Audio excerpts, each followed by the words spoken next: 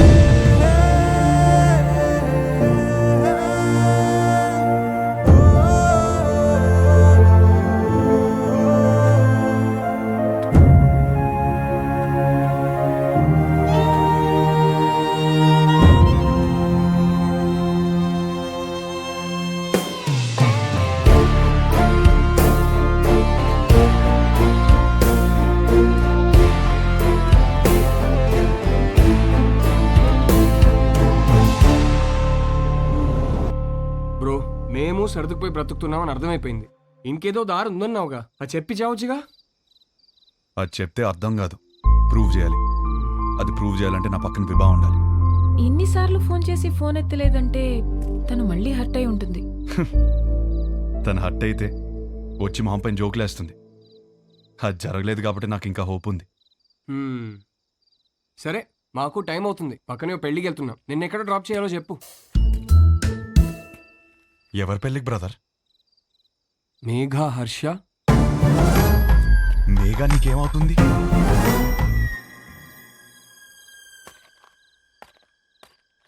నా cousin brother నువ్వు. నేను హర్ష బ్రదర్.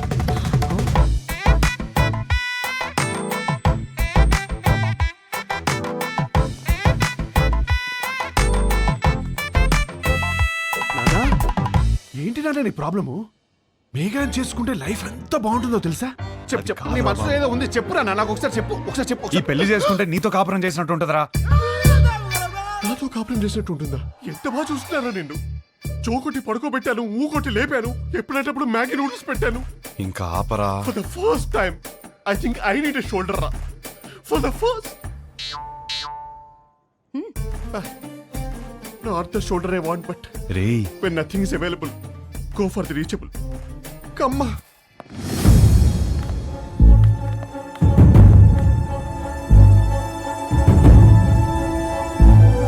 నీకు విభా తెలుసా?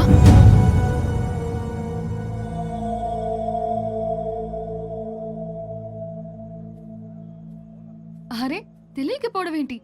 ఎంత పెద్ద స్టాండప్ కమెడియన్. పెళ్లికి సంగీత్లని చాలా boring. This time it's stand up time. Come on, get ready. ఏంటి బావ ఇది? ఆపేలు రావడం ఏంటి? షో చేయడానికి వచ్చింది, నవ్వించి వెళ్ళిపోతుంది.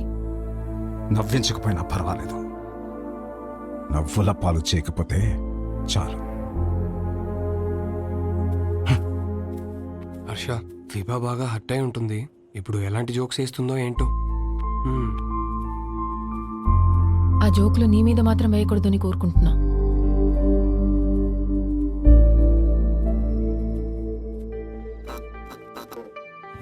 ఇండియన్ హిస్టరీలో, జాగ్రఫీలో, ఫిజిక్స్ లో, కెమిస్ట్రీలో ఫర్ ద ఫస్ట్ టైం పెళ్లిలో stand up. This is Vibha. Congratulations to the bride and groom.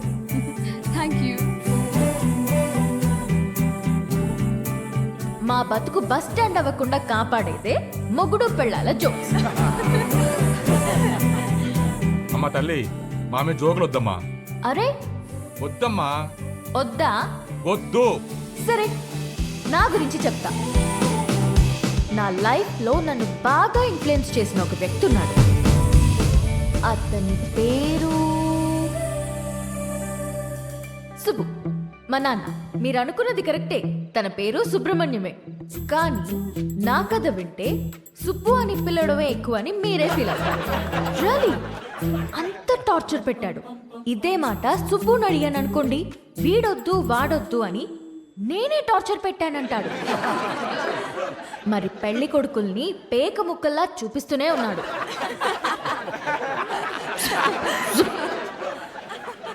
నేనేమో కింగ్ని ఎక్స్పెక్ట్ చేస్తుంటే 13 కార్డులో జోకర్లే. 13 జోకర్లనే చూపిస్తుంటే నేనేం చేస్తాను? కేంద్రా నేను అప్పుడొచ్చాడు నా రాజకుమారుడు.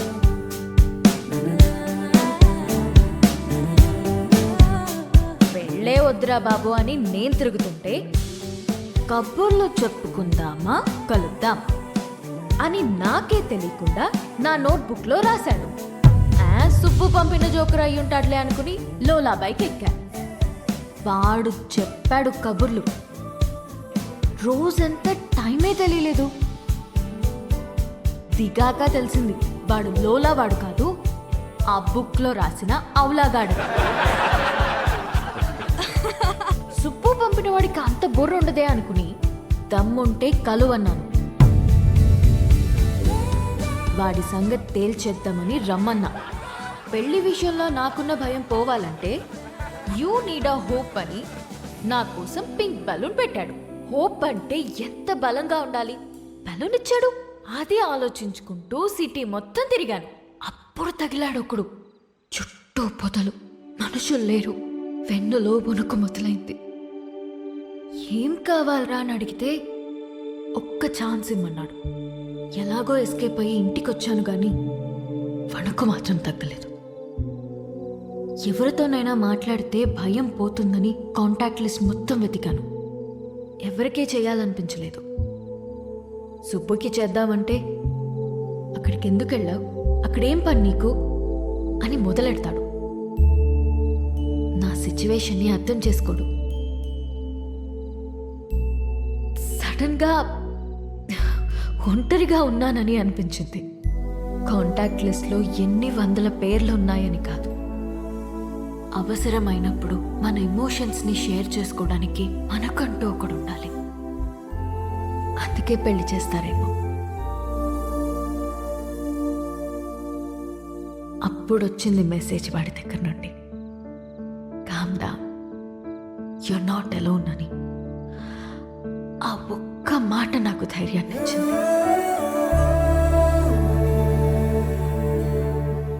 నిద్రపోయే వరకు జోజో పాడమన్నాను. పాడుతూనే ఉన్నాడు. చాలా రోజుల తర్వాత ప్రశాంతంగా పడుకున్నాను. కొన్ని సంవత్సరాలుగా మా నాన్న వల్ల లోపల పేరుకుపోయిన భయాలన్నీ ఒక చిన్న పిట్ట కథ చెప్పి అలా తీసేశాడు.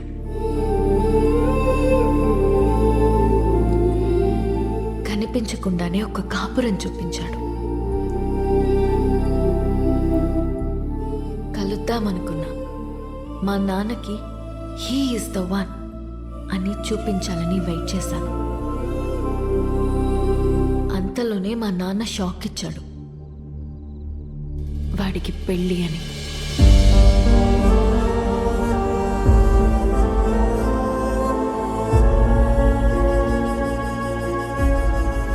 ఎప్పుడూ లేనిది నా కళ్ళల్లో కన్నీళ్ళు. వాడు నన్ను మోసం చేశాడని కాదు, ఎప్పుడో నేనన్న మాట పట్టుకుని వాడు నా కోసం వచ్చాడా? నా కోసం ఒకడు పుట్టుంటాడు అనుకున్నాను, కానీ నా మాటల్లోంచి ఒకడు పుట్టొచ్చాడా? పడిపోతున్న నన్ను నిలబెట్టడం కోసం అంత తాపత్రయపడ్డా? హోల్డ్ యువర్ స్మైల్ అన్నాడు. నా కోసం తన ఫ్యామిలీని ఒప్పించాలని ఒంటరిగా కష్టపడుతున్నాడా? వాడి గురించి తలుచుకుంటుంటే ఇప్పుడు కూడా కన్నీళ్ళు ఆగట్లేదు.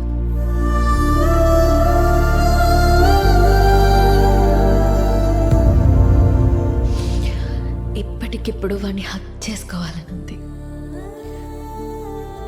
కానీ వాడి హక్ నాకు ఈ లైఫ్లో దొరుకుతుందో లేదో తెలియడం లేదు.